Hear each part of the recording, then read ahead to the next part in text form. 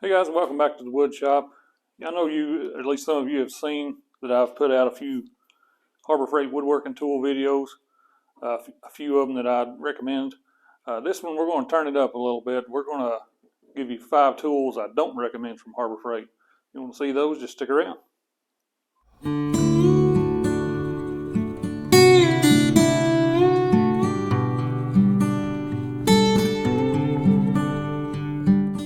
Okay, first item up I've got here, it's actually a pack of 3. It's these little brass and some type of wood little hand planes. And the first thing I'll say that's a negative about these is the size. Of course, you knew that when you're buying these, they're not very big. But I thought if nothing else, you could use them maybe on the corner of a board just to add a little chamfer or something like that. And for that, they do reasonable. I'll put it that way. The main concern I have with these is whatever steel is in here. It does not hold an edge very well. And some of these, like that one, straight up, it's just kind of a scraper plane. And that one just, for me, just didn't really serve its purpose, I should say, along with that one. I couldn't really get it to do anything. This one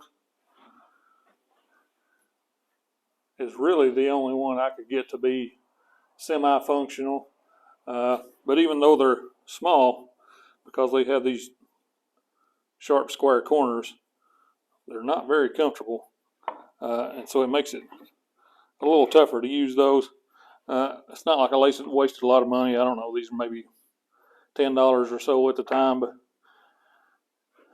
I just don't really recommend those.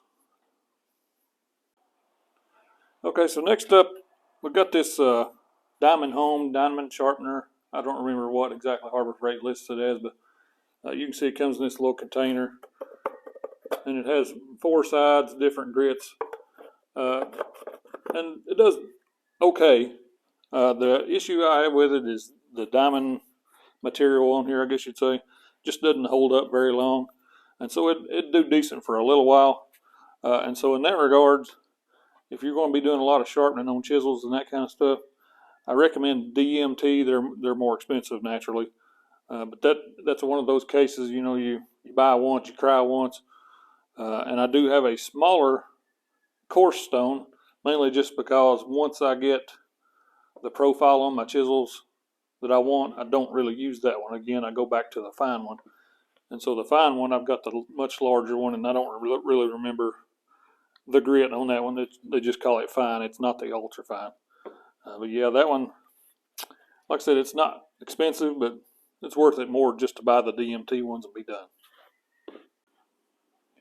Okay, so the next one up, I very much don't recommend this one. And it's not because it's a bad tool as far as it doesn't do what it's supposed to, but this one can be extremely dangerous. And you can kind of see that there.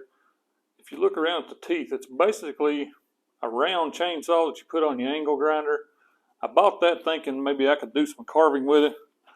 But this thing, the way it'll grab a hold of stuff, it'll jerk that angle grinder out of your hands. It can hurt you pretty bad if you're not careful. So if you're interested in a disc similar to that, I would recommend, and you can find these anywhere as far as Amazon and that kind of stuff, finding one of these that are more shaped like this. You can see these, I assume, probably carbide teeth on here. Now there is still a learning curve to these, whereas the way you have to hold your tool, because if you hold the tool wrong, it'll grab a hold of that wood and do the same thing that one will. But this one is much more notorious for it. Yeah, this one does very good. It takes a lot of material at a time. Of course, best practice not to try to take too much at one time, to just kind of feather it so that you don't take a chance of getting yourself hurt. But yeah, if you're in the market for one of these little carving discs, stay away with that one and look for one similar to this one. This one I actually got from Amazon.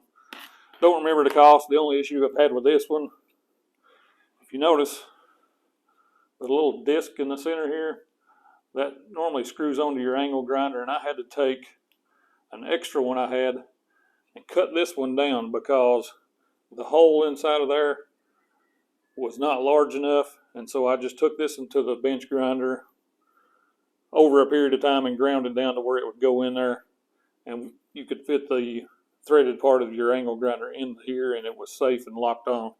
But yeah, you can find it on Amazon, eBay, any of those. And I'm assuming, I can't remember, it's been so long since I bought it, just type in carving disc or something like that for angle grinder, but yeah, any of those would be a good choice, not that one.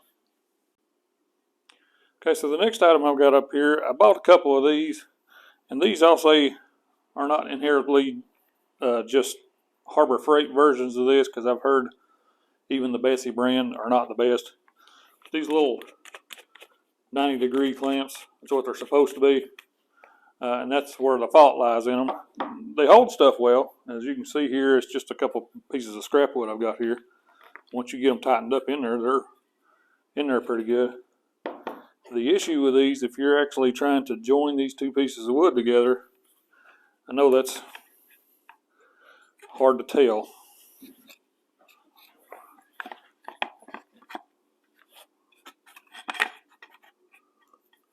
but that's the issue. I don't know if you can see that. They don't hold them square, and so that's going to cause you a lot of frustration as you're trying to build any projects. It's just the fact that they don't hold them square.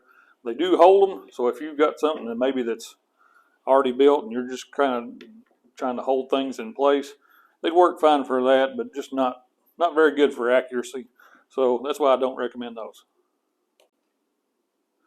Okay, so the next item I really didn't recommend, and of course you can see this is a DeWalt, so naturally you'll know that I no longer have it, and it was a 12-inch sliding miter saw, and the part number on it was 61969.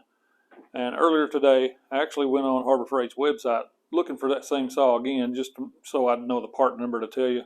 And it looks like they no longer offer it. So they probably replaced that one with their Hercules, that kind of stuff. And I've heard good things about the Hercules. I've never used it. And the problems I had with that saw, it cut fine as far as with enough power. I didn't even have issues with the sliding part. The whole problem I had with it was the positive stops. And anytime you want to make a 90-degree angle, because you're doing a lot of work with this fence and this blade trying to keep that cut, every time you put it back at that positive stop to be the angle that you got it set at. And that was the flaw with that one, because you can see here that is a very positive stop. And one day during a project, me and my daughter actually, of course I was using the machinery, we decided we were going to build a little jewelry box, and I noticed after I put that in there, cut everything, things weren't lining up.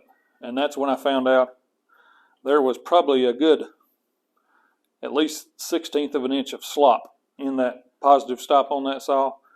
And so each and every time you came over here, you had to use a 90-degree square to make sure it's where it was set at. And that was very annoying, the very reason I don't have it today. So that one I sold as quick as I could and went and got this one, and I've had nothing but good success with this one, and so that's why I very much do not recommend that one. Okay, I want to throw a little bonus one at you here today. If you watched my previous Amazon tools I recommend, you'll see the one I was talking about. In that video I recommended this K Curie marking gauge. I called it a marking knife, but it's technically a marking gauge, and I compared it to this Harbor Freight one. If you didn't watch that video, I'll show you why I do not recommend that one. You can see here, it looks pretty, all that stuff. The piece sticking down there is very similar to a nail, and that's probably something similar to what they put in there. But basically you set that at whatever depth you need to be, and then you drag it along, and especially you see what a mess that does.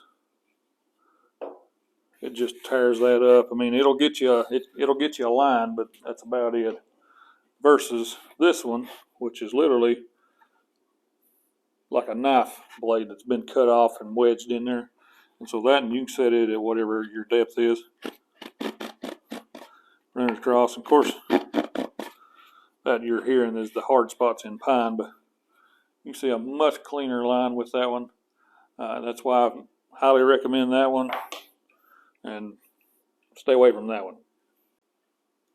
So that'll do it for this one, guys. I hope you found some tools here that you want to stay away from if you're just casually browsing in the store, and this will make you rethink that purchase, even though it's probably not a lot of money you're spending. Either way, I hope you enjoyed it. Thanks for joining me. Like, share, subscribe, all that stuff, and I'll see you on the next video.